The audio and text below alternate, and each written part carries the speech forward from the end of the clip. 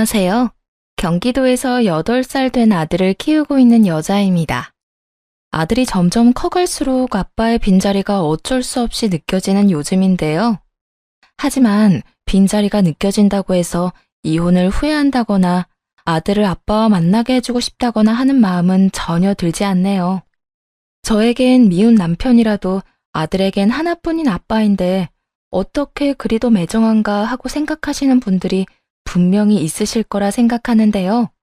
그런 생각은 사연을 들어보시면 완전히 바뀔 거라 믿어 의심치 않습니다. 그러면 이게 정말 현실인가 싶어 몇 번이나 확인했던 제 얘기 한번 들어보실래요? 남편과 저는 결혼한 지 7년이 된 부부였어요. 신혼 때는 서로 다른 점을 이해하지 못해 싸우기도 했고, 다행히 그 시기를 무사히 넘기고 나서는 예쁜 아들을 출산하기도 했죠. 어느새 그 사랑스럽던 아들은 장난기 가득한 5살이 되었고, 저와 남편은 둘째를 준비하고 있었어요. 둘째를 가지기엔 다소 늦은 나이인 듯 했지만 평소 남편이 딸을 꼭 갖고 싶다고 입버릇처럼 말했거든요. 저 역시 외로워 보이는 아들에게 동생을 만들어주고 싶었고요. 남편이 딸을 원한다고 해서 아들을 홀대한다거나 아들에게 무심한 건 아니었어요. 오히려 저보다 더 아들과 잘 놀아줬고 퇴근길엔 꼭 아들을 위해 선물 하나는 사오는 다정한 아빠였죠. 정 줄 게 없으면 과자 한 봉지라도 사왔으니 말이에요. 이렇듯 남편은 아들을 매우 아꼈고 저와 대화도 많이 하는 사람이었습니다. 서로의 뜻을 충분히 존중했기에 가족 계획도 기분 상하는 일 없이 세웠어요. 한쪽이 강요하면 자칫 분란이 일어날 수 있는데 그러지 않아 다행이었죠. 저희뿐만 아니라 양가 어른들도 마찬가지였어요. 시댁에선 그 흔한 시집살이 한번 시키는 일이 없었고 친정에서도 저희 뜻을 존중해 주셨습니다. 그런데 모든 것이 완벽해 보이는 저희에게 한 가지 문제가 있다면 어느 순간부터 아들이 자주 아프다는 것이었어요. 단순한 감기나 장염이긴 했지만 그 증상은 절대 단순하지 않았죠. 매번 열이 높게 오르고 떨어지지 않아 입원을 하곤 했으니까요. 물론 집에서 끼고 키우던 영유아기와는 달리 어린이집이나 유치원 생활을 시작하면 각종 질병을 달고 산다는 건 저도 잘 압니다. 하지만 그렇다고 해도 모든 아이가 감기에 걸릴 때마다 입원을 하는 건 아니잖아요. 저희 아들은 감기가 시작된다 싶으면 무조건 고열을 동반하고 가끔은 폐렴으로 진행되기까지 했어요. 열은 잘 떨어지지도 않아 입원을 해야 했고요.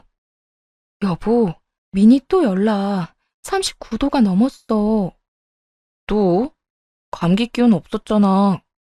감기 기운은 분명 없었는데 나도 잘 모르겠어.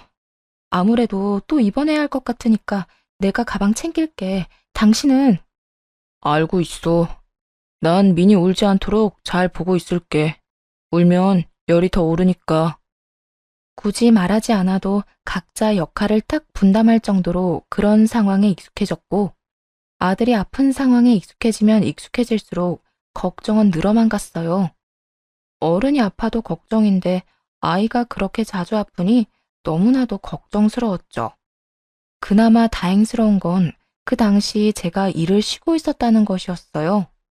맞벌이를 했다면 병간호 때문에 한 명은 회사에 아쉬운 소리를 해야 했을 텐데 그것 때문에 싸우느라 스트레스가 만만치 않았을 테니까요. 다행스럽게도 저희는 그런 감정 낭비를 할 필요가 없었어요. 제가 아이와 함께 병원에 가면 자연스럽게 남편이 필요한 물품을 가져다 주곤 했죠. 그날도 마찬가지였어요. 오랜만에 친구들과 약속이 있어 주말에 외출을 하고 돌아오니 아침까지만 해도 멀쩡하던 아들이 기침을 하고 콧물을 흘리고 있더라고요.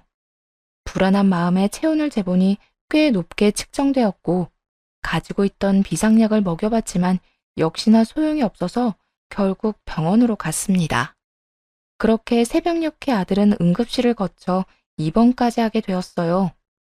멀쩡하던 아들이 갑자기 아무 이유도 없이 열감기에 걸린 것이 이상하긴 했지만 그때까지만 해도 대수롭지 않게 생각하고 있었어요. 앞서 말씀드렸다시피 아이가 유치원 생활을 하다 보면 아픈 일은 비일비재했거든요. 그런데 아들이 갑자기 이런 말을 하더라고요. 아빠랑 차가운 물로 씻었어. 나는 차갑다고 계속 소리쳤는데 아빠가 계속 찬물만 틀었어. 참 이상하더라고요. 한여름에도 아이를 찬물로 씻기지 않는데 하물며 가을이 지나가고 있는 쌀쌀한 날씨에 아빠가 찬물로 씻겼다고 하니까요. 그럼에도 아이의 말을 귀 기울여 듣진 않았어요. 그 이유는 그 나이 때 아이들이 종종 꿈을 현실처럼 이야기하기도 했고 없던 일을 사실처럼 말하는 일도 있기 때문이었어요. 하지만 아예 없는 말이라고 하기엔 설명이 꽤 구체적이기도 했고 확신에 찬 아들의 표정을 보니 거짓말을 하는 것 같지는 않아 남편에게 물어보았죠. 여보, 혹시 민이 오늘 찬물로 씻겼어? 어? 오늘? 나 외출했을 때 민이 찬물로 씻겼냐고. 민이 말로는 아빠가 차가운 물로 씻겼다고 하는데 혹시나 해서 물어보는 거야. 그래? 미니가 차가웠대? 나는 미지근한 물로 씻겼다고 생각했는데 미니가 느끼기엔 그렇지 않았나 보네. 그래서 갑자기 열감기에 걸린 건가? 어떡해. 나 때문인가 보다. 어쩐지 씻고 나와서 미니 컨디션이 급격하게 떨어지는 것 같긴 했어. 미안해. 아이고, 호들갑은. 됐어. 우리랑 아이가 온도를 좀 다르게 느끼니까 그럴 수도 있지 뭐. 다음부턴 신경 써서 따뜻한 물로 식혀주면 되지 뭐. 일단 지금은 열 좀 떨어졌으니까 너무 걱정하지 말고 얼른 쉬어. 내일 또 출근해야지. 응, 알겠어. 미니한테 아빠가 미안해한다고 꼭 전해줘. 남편이 너무나도 미안해했고 또 실수였다고 하니 저도 그러려니 했어요. 요즘엔 엄마보다 육아를 더 잘하는 아빠들이 많다고들 하지만 저희 남편은 그런 아빠는 아니었으니까요. 그렇게 시간이 흘러 7일 동안의 입원 생활을 마무리하고 회사에 양해를 구하고 시간을 내 데리러 온 남편의 차를 타고 집으로 향했어요. 집에 도착하니 정성 들여 밥상을 차려놓은 것은 물론이고 대청소를 비롯해 이불 빨래까지 싹 해놓았더라고요. 어머나, 이불 빨래까지 다 한 거야? 이 음식들은 또 뭐야? 당신이 다 했어? 언제 이런 걸 다 한 거야? 언제 하긴 어젯밤에 다 해놓고 잤지. 청소랑 빨래는 틈틈이 해뒀고 아무래도 미니가 면역력이 떨어진 상태니까 집이 청결해야 할 것 같아서 말이야. 어머나, 정말 고마워. 다른 집 남편들은 집을 엉망으로 만들 줄만 알지 치울 줄은 모른다고 하던데. 우리 남편은 뭐든 이렇게나 잘하네. 회사 그만두고 전업주부에 길을 걸어도 손색이 없겠어. 별 말씀을. 당신은 아픈 미니 돌보느라 제대로 먹지도 못하고 잠도 못 자는데 나 혼자만 편하게 지내는 게 너무 미안하더라고. 그래서 내가 할 수 있는 선에서 집안일 다 해놨어. 일단 난 회사에 다시 가야 하니까 민이랑 밥 먹고 푹 쉬어. 저와 아들을 무사히 집에다 데려다주고 회사로 돌아가는 남편을 보며 정말 이런 남편은 또 없겠다고 생각했어요. 시간이 지나고 보니 이런 남편이 없긴 없더군요. 그걸 너무 늦게서야 깨달은 것이 큰 한으로 남기는 하지만요.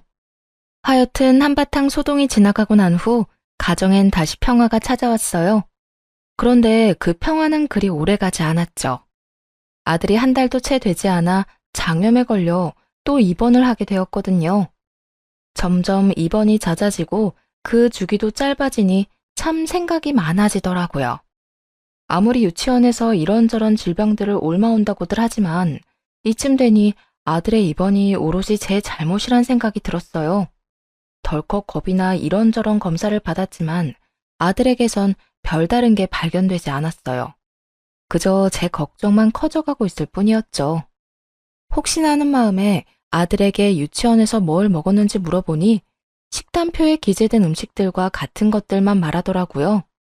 모든 것이 그저 의아하고 걱정스럽던 그 순간 아들의 입에서 너무나도 의심스러운 말이 흘러나왔어요. 그리고 아빠랑 빵이랑 우유 줬어. 그런데 맛이 없었어. 이상했어.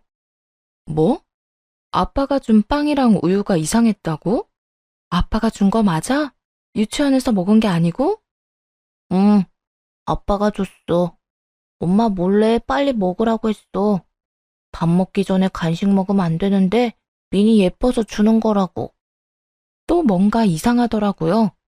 평소 아들은 흰우유와 빵을 가장 좋아했는데 그런 아들의 입에서 맛이 없었다는 말이 나오니까요. 거기에다 그냥 맛이 없는 것도 아니고 이상하다니. 다른 사람도 아닌 친아빠가 상한 것을 줬을 리는 없을 거라 생각했지만 이상하게 심장이 두근두근 하더라고요. 씻길 때 물 온도를 잘못 맞춘 거야 실수였다고 할 수 있지만 동시에 상한 우유와 빵을 줬다는 것은 우연이나 실수라고 하기엔 어려우니까요. 그리고 갑작스럽게 아들의 몸이 안 좋아졌던 날들도 떠올랐어요. 높은 확률로 아빠와 둘만 있는 날에 입원을 해야 할 만큼 아팠거든요. 그때부터였어요. 남편이 의심스럽기 시작한 순간이 말입니다. 하지만 이 모든 것은 말 그대로 저의 의심일 뿐이었고 확실치 않은데 아들에게 괜히 아빠에 대한 안 좋은 기억을 심어주고 싶진 않더군요. 그래서 일단 그 순간에는 최선을 다해 말을 돌린 후 아들의 기분을 맞춰주며 병간호에만 신경을 집중했어요. 그리고 아들의 퇴원날이 되었어요. 다른 때와는 달리 남편이 그날따라 회사에 급한 일이 있어 시간을 내지 못한다며 아들과 함께 조심해서 집으로 가 있으라고 하더라고요. 그래서 아들을 데리고 집으로 향하는데 엘리베이터에서 평소 인사를 하고 지내던 같은 동 아주머니를 만나게 되었어요. 어머, 어디 다녀오나 봐요? 아, 네. 애가 아파서 입원했다가 오늘 퇴원했어요. 어머나, 애도 엄마도 고생 많이 했겠네. 그나저나 아들이 몸에 열이 많은가 봐요. 네? 저희 아들요? 네. 저번에 보니까 아빠랑 아들이랑 둘이 산책하러 가던데 날씨가 쌀쌀한데 아들은 민소매티에 팬티만 입혀 나왔더라고. 내가 깜짝 놀라서 왜 애는 옷 입히다 말고 데리고 나왔냐고 하니까 애 아빠가 아들이 열이 많아서 옷을 잘 안 입으려고 한다던데? 네? 그때가 언제였는데요? 저번이라고 하면 여름이 끝나갈 때쯤이었을까요? 아니, 그때 정도만 됐어도 내가 그런 간섭은 하지 않지. 아마 한 달도 안 됐을 거야. 본인은 외투까지 걸쳤는데 애는 그리 얇게 입혔으니 좀 이상해서 물어본 거였어. 아, 남편은 외투도 걸치고 있었어요? 그래. 그때는 그런가 하고 넘겼는데 아무리 그래도 아이 엄마 만나면 이야기해줘야겠다 싶었어. 날씨가 쌀쌀한데 그 차림은 좀 아니지 않나 싶어서. 왜? 아빠들은 애가 원하면 뭐든 그냥 해주니까 그렇게 입힐 수도 있지만 이런 날씨에 애가 감기라도 걸리면 엄마가 얼마나 고생해? 아, 그렇긴 하죠. 애 아빠한테 애가 원해도 얇게 입히면 안 된다고 말해줘야겠네요. 감사해요. 역시나 이상하더라고요. 보통 남자아이들이 이리저리 뛰어다니느라 늘 땀을 흘리고 몸에서 열이나 더워한다는 건 저도 잘 압니다. 하지만 아들은 열이 많기는커녕 아기 때부터 추위를 많이 탔어요. 그래서 여름에도 옷을 두껍게 입는 것을 좋아하는 조금 특이한 아이였어요. 일단 대충 대답을 얼버무리며 집으로 돌아왔습니다. 그리고 그간 입원해 있느라 제대로 씻지 못한 아들과 간단히 샤워를 할 때였어요. 세면대 위에 웬 렌즈통이 떡하니 올려져 있는 게 아니겠어요? 저는 물론이고 남편 역시 눈이 좋은 편이라 안경도 끼지 않는데 왜 화장실 세면대에 렌즈통이 있는 것인지 참 의아하더군요. 왠지 이상한 기분이 들어 온 집안을 구석구석 다 살펴보기 시작했어요. 쓰레기통에선 쓰고 버린 일회용 컬러 렌즈통이 발견되었고 침대 베개에선 제 것과 색깔도 길이도 다른 머리카락이 발견되었죠. 증거들을 놓고 보니 정말 정신이 아득해지더라고요. 그냥 남편이 바람을 피우고 있다는 것만으로도 충격이 큰데 그 외도를 위해 아들이 이용되었을 거라는 생각이 들어 더욱 충격이 크더라고요. 한참을 그렇게 멍하니 있다가 좀 더 상황을 알아내야겠다고 생각했어요. 그래서 일단은 남편에게 그 어떤 추궁도 하지 않기로 했죠. 확실한 증거가 나오기 전까진 그저 남편을 지켜보기로 하면서요. 단, 혹시 모르니 남편과 아들이 단둘만 있게 하는 일은 없도록 했어요. 그 후로 티를 내지 않고 남편을 의심스러운 눈초리로 살펴봤지만 남편은 평소와 다름이 없더라고요. 오늘은 좀 늦었네? 요즘 회사 비상이야. 중요한 계약 앞두고 전 직원이 야근 중이라니까. 그래? 힘들었겠네. 그런데 손에 그건 뭐야? 뭐긴 뭐야.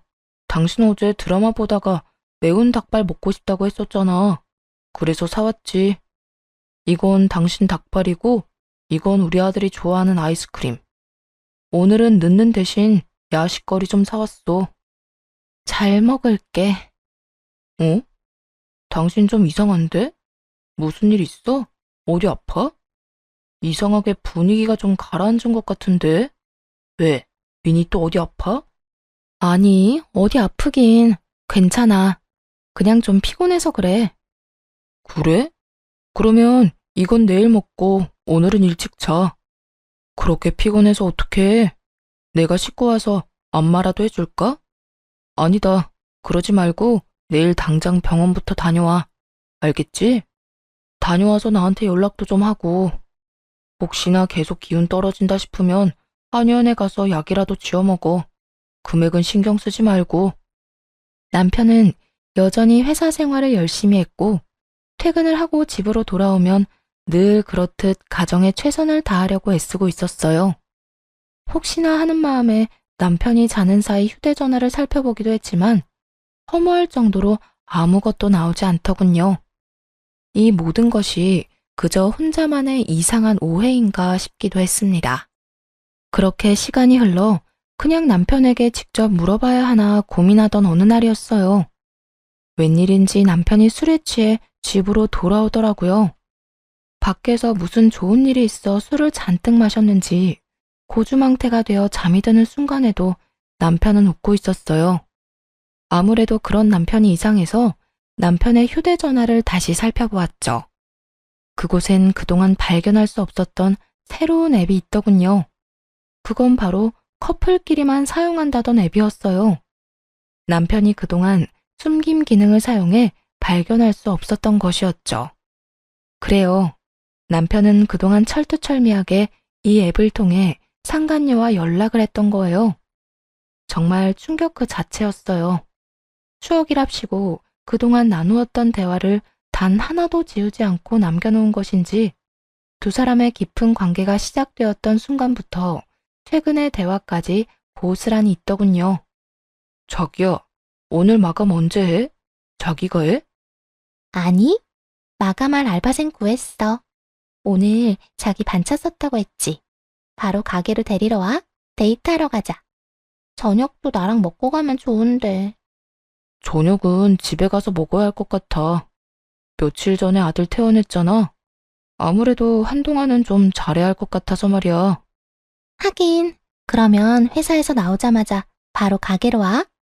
점심만이라도 나랑 먹고 오늘 근교로 드라이브도 가고 그러자. 그래. 바쁜 거만 빨리 마무리해놓고 갈게. 힘들거나 무거운 거 옮기는 일은 하지 말고 둬. 내가 가서 해줄 테니까.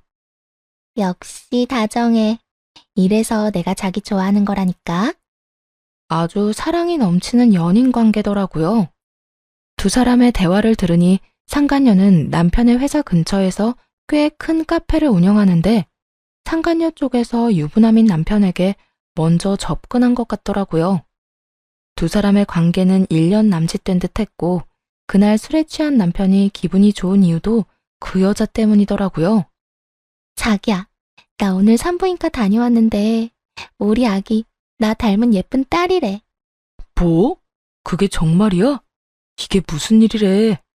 나는 딸바보 아빠가 될 팔자가 아니라고 생각했는데 자기 덕분에 내가 딸 가진 아빠가 다 되네? 여보세요.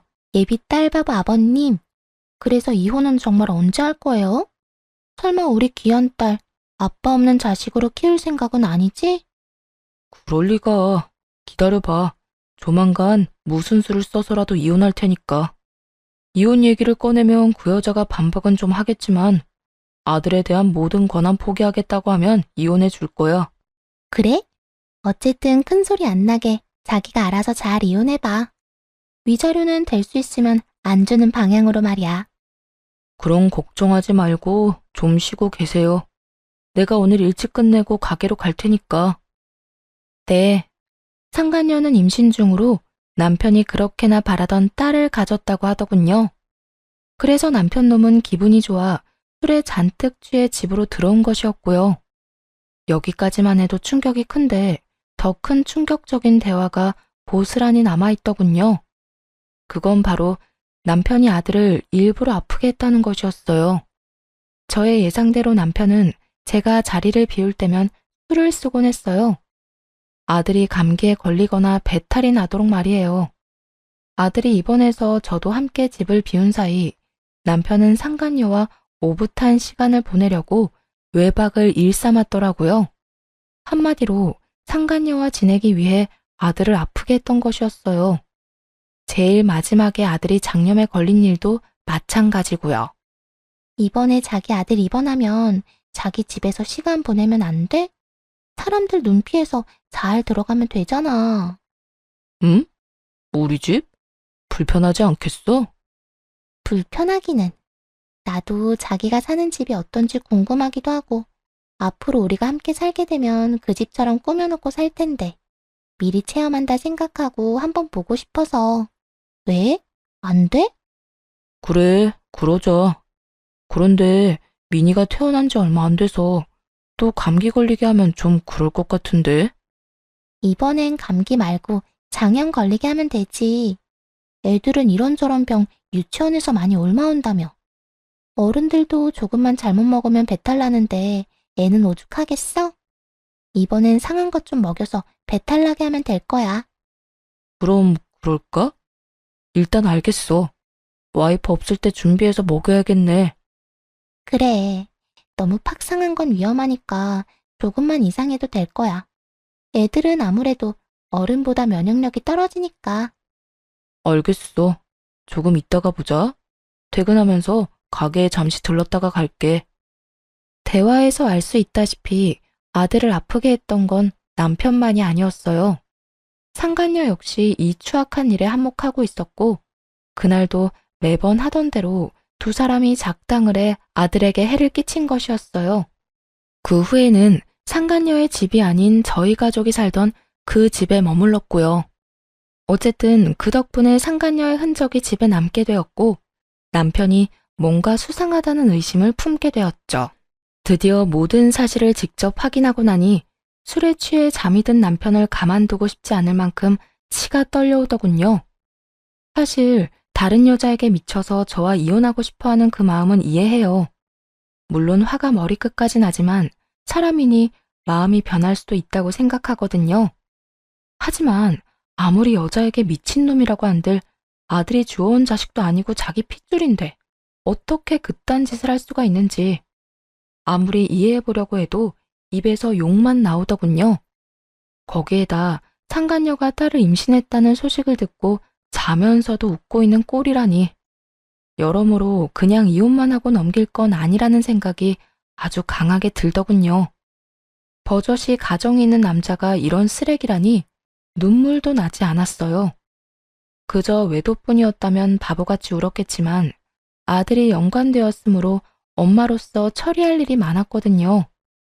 마땅히 가져야 할 슬퍼할 시간도 아깝다고 느껴졌으니까요. 곧 정신을 차려 두 사람의 외도 증거들을 제 휴대전화로 다 옮겼고 상간녀의 가게와 집 주소도 다 따로 저장해 두었어요. 그리고 모든 사실을 시댁에 알려 도움을 요청했죠. 다른 건 몰라도 손주 사랑이 남다른 시댁이었던지라 아무리 자식이라고 한들 남편의 만행을 알게 되면 그냥 넘기지 않을 것 같았거든요. 인내심을 쥐어짜 하루하루를 버티니 대망의 디데이가 다가왔고 천연덕스럽게 남편에게 친정에 가서 며칠 지내고 오겠다고 했어요. 여보, 나 몸이 계속 안 좋아져 그러는데 민이랑 친정에 가서 며칠 있다가 와도 될까? 어? 민이랑? 며칠이나? 한 이틀? 일단 가보고 더 길어질 수도 있고. 왜? 혼자 있는 거 싫어? 아니. 당신이 몸이 안 좋다고 하면 내가 좀 참아야지 어쩌겠어. 나 신경 쓰지 말고 마음 편히 다녀와. 당신도 알다시피 나 혼자서도 잘 지내잖아. 난 정말 괜찮으니까 당신이 회복됐다 싶을 때까지 있다가 와. 오기 전에 미리 연락만 좀 주면 돼. 애써 입꼬리를 단속하려 애를 쓰는 듯 했지만 실룩실룩 웃고 싶어 안달이 난 꼴이 참 볼만하더군요. 그 입을 한 대 때려버리고 싶은 걸 얼마나 참고 또 참았는지 모릅니다. 아직 엄청난 복수가 남아있었으니 말이죠. 그리고 그날 오후 시부모님을 만나 남편이 퇴근하길 기다렸어요. 남편의 회사가 보이는 구석에 몰래 숨어서요. 얼마나 기다렸을까요?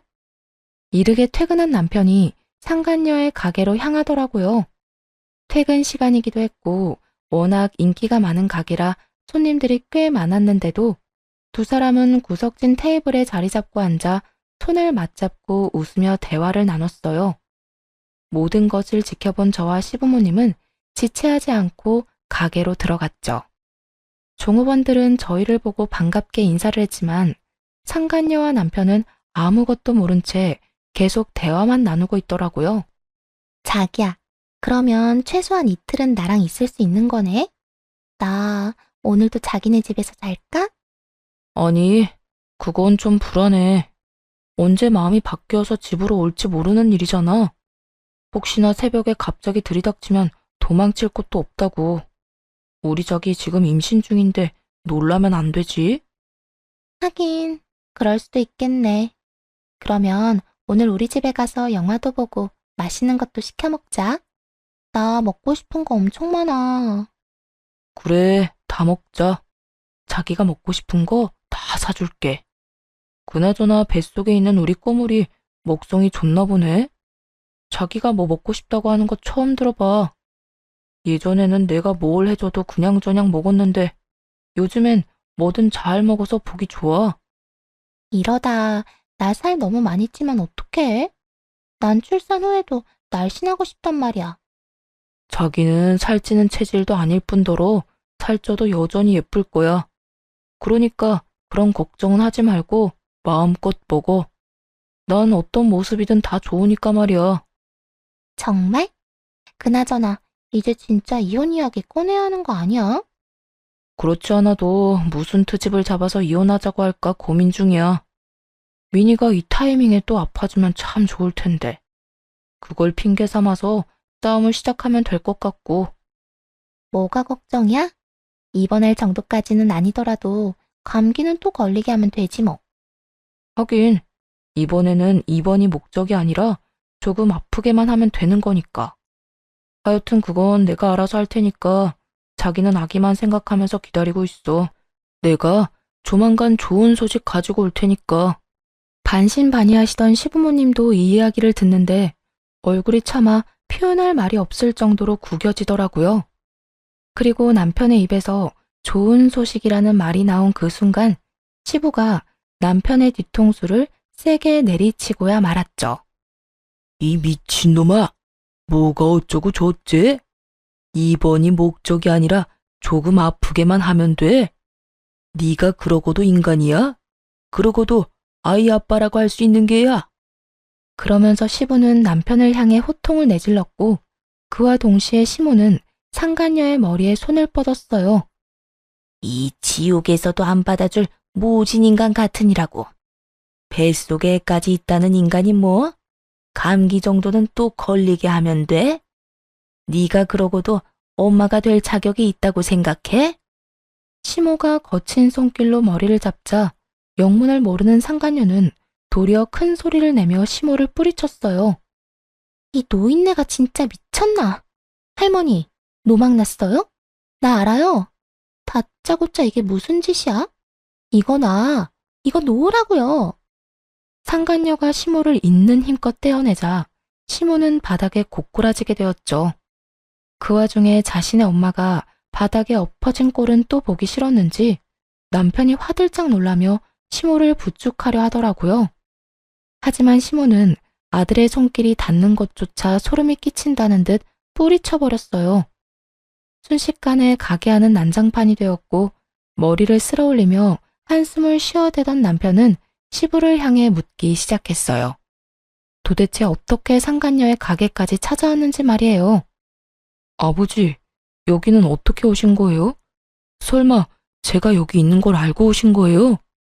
그래 이놈아, 다 알고 찾아왔다. 어떻게 인두겁을 쓰고 그딴 짓까지 할 수 있어? 네가 그러고도 인간인 게야? 여기까지 오신 거 보니 다 아시는 것 같아 말씀드릴게요. 네, 그래요. 저 이 여자랑 만나고 있어요. 만난 지는 1년 정도 됐고 집사람이랑 헤어지고 이 사람이랑 결혼하고 싶어요. 바람이나 비운 주제에 태도가 아주 당당하구나. 막말로 제가 죽을 죄를 지은 것도 아니고 사랑이 죄는 아니잖아요. 조광지처 중요하죠. 그런데 사랑하지도 않는 사람이랑 어떻게 평생을 살겠어요. 그러니까 아버지가 같은 남자로서 저 좀 이해해 주세요. 남편은 소름이 끼칠 정도로 태연한 얼굴로 용서가 아닌 이해를 구했어요. 그런 남편의 태도에 시부는 화가 머리끝까지 났는지 외도를 비롯해 그간 남편이 아들에게 한 짓까지 읊어주며 소리쳤죠.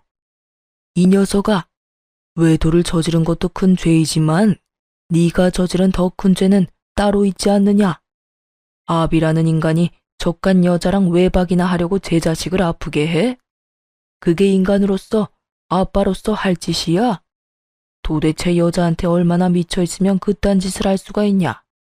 아니, 어떻게 제 자식을 그리 아프게 할 수가 있어? 그것도 한 번도 아니고 여러 번을 말이야. 시부가 남편의 잘못을 모조리 말하자 남편은 그제야 상황을 깨달았는지 사시나무 떨듯 떨며 변명을 하기 시작했어요. 아버지, 아니에요. 어디서 무슨 말을 듣고 이러시는지 모르겠지만 정말 아니라고요. 여보, 무슨 말이라도 좀 해봐. 내가 지금 외도를 저지르고 있는 건 맞지만 나 가정에 충실하고 우리 아들한테 잘했던 거 당신도 잘 알잖아. 나도 내가 당신을 잘 아는 줄 알았지. 그런데 아니더라. 당신 우리 미니 감기 걸리라고 일부러 찬물에 씻기고 얇은 옷 입힌 것도 모자라 배탈 나라고 상한 빵이랑 우유까지 먹였다면서? 어? 아니야. 정말 아니라고. 내가 그렇게 쓰레기는 아니야.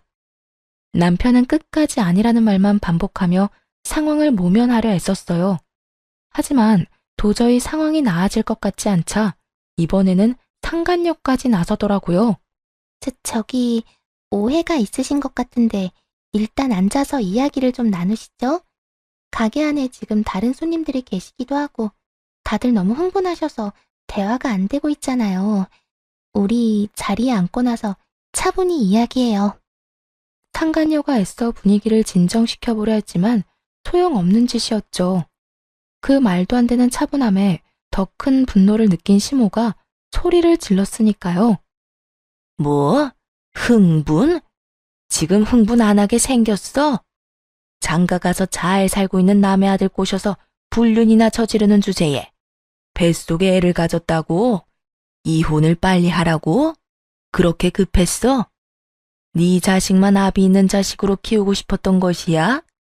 그렇게 자식한테 아비를 만들어주고 싶었으면 이딴 불순한 만남 자체를 가지지 말았어야지. 어디서 감히 남의 귀한 손자를 아프게 해? 시모까지 나서서 세세하게 잘못을 짚어내니 남편은 더는 변명해봤자 소용없는 짓이란 걸 깨달은 듯 했어요.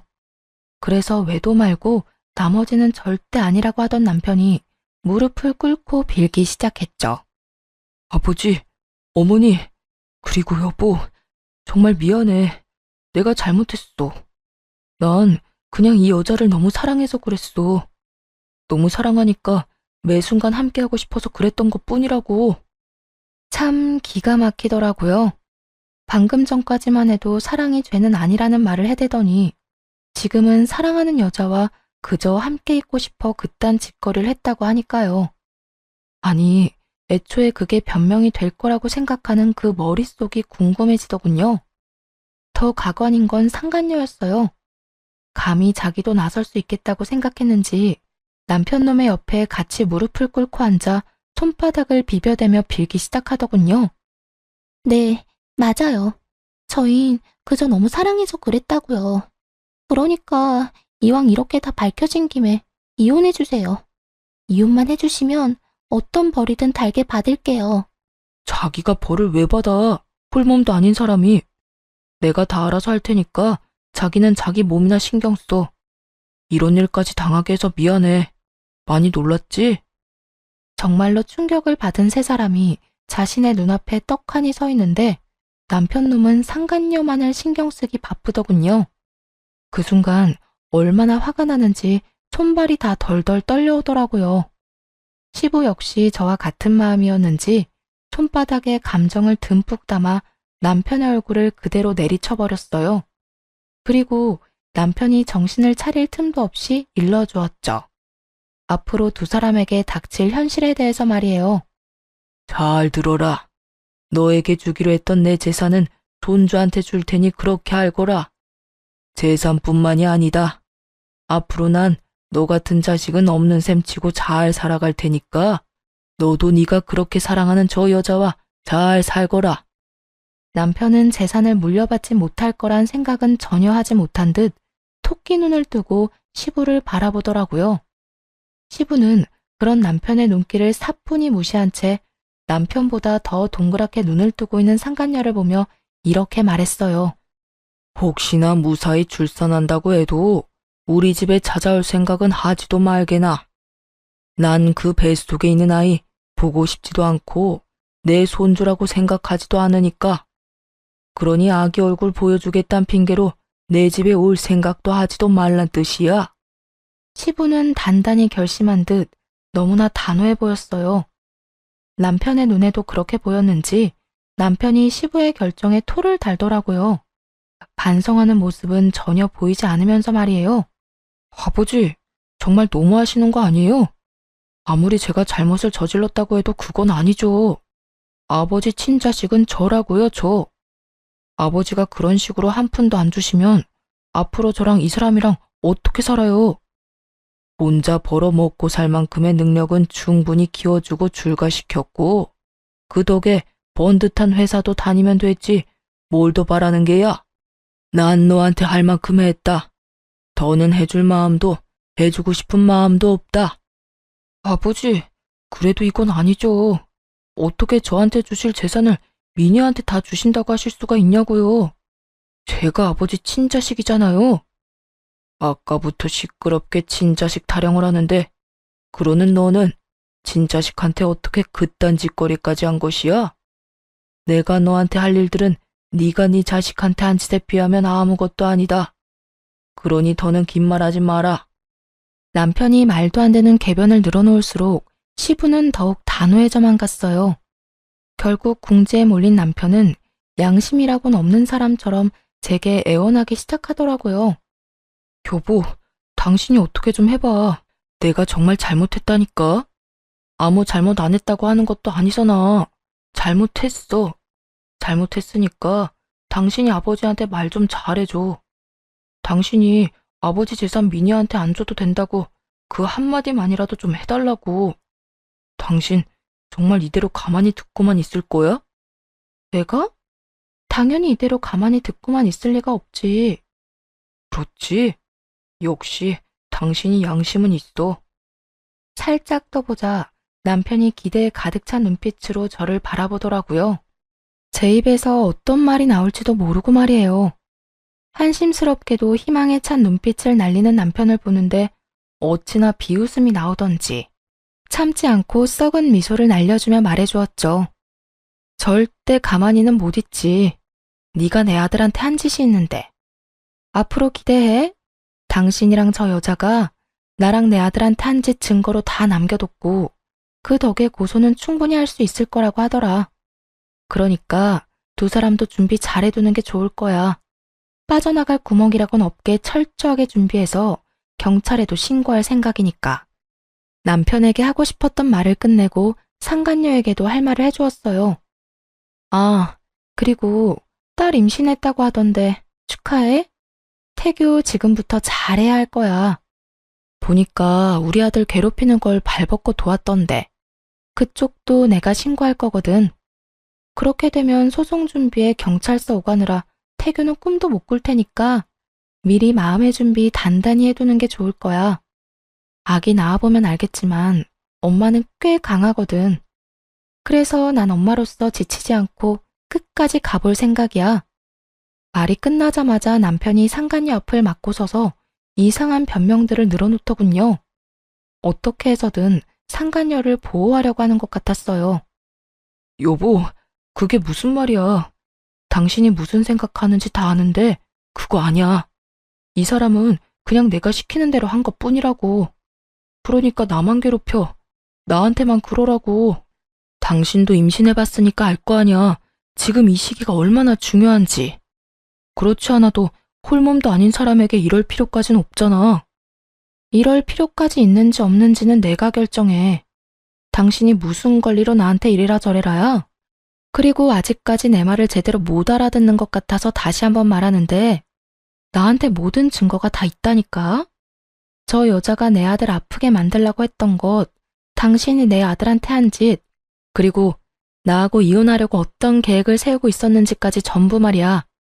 그러니까 이상한 말로 상황 더 악화시키지 말고 이혼 준비나 잘하고 경찰서에서 부르면 사랑한다던 저 여자 손 꼭 붙잡고 출석이나 잘해.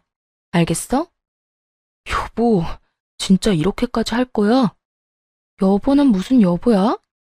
내가 이렇게까지만 하는 걸 감사하게 여겨. 지금 내 심정 같아서는 정말 가만두고 싶지 않은데 가까스로 참고 있으니까. 남편이 그제야 저를 붙잡고 애원하기 시작했지만 그 손길이 닿는 것도 싫어 자리를 벗어나 집으로 돌아왔어요. 그 후에도 시부모님은 늦게까지 돌아오지 않으셨는데 알고 보니 상간녀를 닥달해 상간녀의 부모님까지 만나고 오셨다고 하더라고요. 내가 그 여자 부모까지 만나서 다 알려주고 왔다. 당신의 딸이 밖에서 어떤 짓거리를 하고 다녔는지 말이야. 우리만큼 충격이 컸는지 임신한 딸을 쥐잡듯이 잡아대더구나. 혹시나 그 부모의 그 자식이면 어쩌나 했는데 다행스럽게도 부모는 제정신 박힌 사람들인 것 같더구나.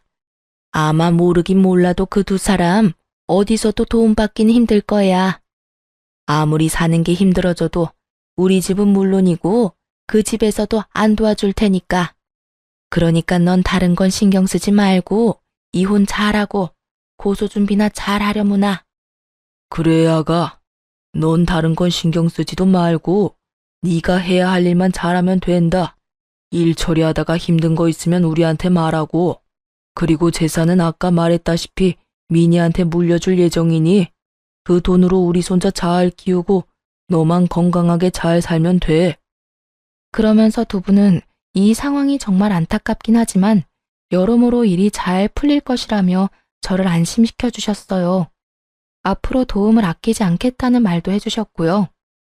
그렇게 저는 두 분의 도움을 받으며 이혼을 무사히 할 수 있었고 아들을 해한 남편을 경찰에 신고해 구치소 신세를 지게 할 수 있었어요. 상간녀는 자기가 운영하는 가게에서 모든 사실들이 밝혀져 가게 문을 닫게 되었고 저에게 위자료를 주느라 가진 돈도 하나 없이 친정에서 쫓겨났다고 하더군요. 전 남편 역시 구치소 신세를 지게 된 이유가 소문이 쫙 나서 회사에서 바로 잘렸다고 하고요. 시간이 지나 두 사람과 관련된 소문을 들었는데 전 남편은 구치소에서 나와 상간녀와 함께 살림을 차렸다고 하더군요.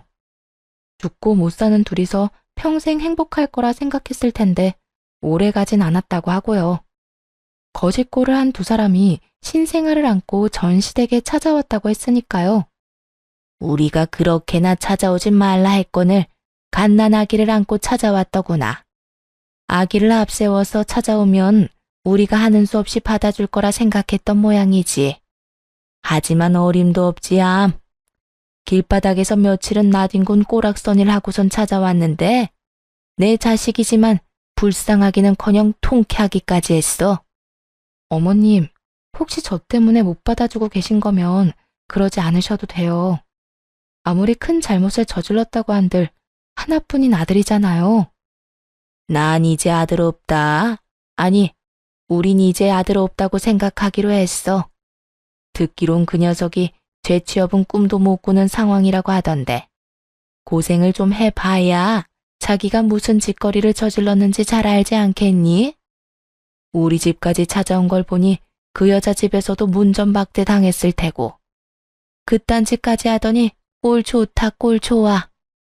내심 통쾌하긴 했지만 아무래도 걱정이 되어 용서를 권했더니 전 시모는 단칼에 제 말을 자르며 절대 용서하지 않겠다고 했어요. 제가 말을 얹을 문제도 아닌 것 같아 더 이야기를 꺼내지는 않기로 했습니다.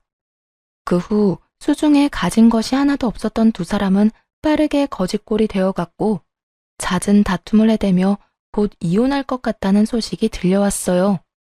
소식을 전해준 전 시모는 아기가 전 남편의 아기가 아닌 것 같다고 했어요. 전 남편을 하나도 닮지 않은 것은 물론이고 상간녀를 닮은 구석도 없다면서요. 그 소식을 마지막으로 더는 그 인간들의 이야기는 들을 수 없었어요. 앞으로도 이렇게 길을 오가다가 마주칠 일조차 없었으면 하고 바라고 있답니다. 이혼 후 저는 시부모님의 도움으로 작은 가게를 열었어요. 계절은 반복되고 시간이 유수처럼 흘러 3년이라는 세월이 지났네요. 지금은 어느 정도 자리를 잡아 아주 잘 지내고 있어요. 아빠의 자리를 전 시부모님이 대신해주는 덕분에 아들은 제 우려와는 달리 잘 자라주었어요. 모난 구석 하나 없이 사랑 가득한 아이로 크고 있죠. 여전히 전 시부모님들은 아들과 저를 아껴주고 계시고 저 역시 감사한 두 분을 자주 찾아뵈려고 노력하며 지내고 있습니다. 전 남편의 만행을 알고도 막상 이혼하려니 아들에 대한 걱정이 많았지만 아들을 위해 그리고 저를 위해 이혼하고 나니 요즘은 하루하루가 행복하답니다. 물론 전 시댁과 친정의 도움이 없었다면 이렇게 마음 편하게 생활하진 못했겠죠. 하지만 한 가지 확실하게 말씀드릴 수 있는 건 가진 것이 없더라도 저는 이혼을 했을 테고 그 후에 행복했을 거란 것이에요. 그러니 저처럼 힘든 상황 속에서 이혼을 고민하시는 많은 분들, 이혼이 쉽게 결정할 문제는 아니지만 그저 두렵다는 이유로 힘들게 살지는 마세요. 쓰레기 같은 인간과 계속 함께 살 필요는 없잖아요? 저를 보세요. 혼자 아들을 키우면서도 이렇게 행복할 수 있으니까요. 저의 사연은 이제 끝입니다. 긴 이야기 들어주신 모든 분들 감사합니다.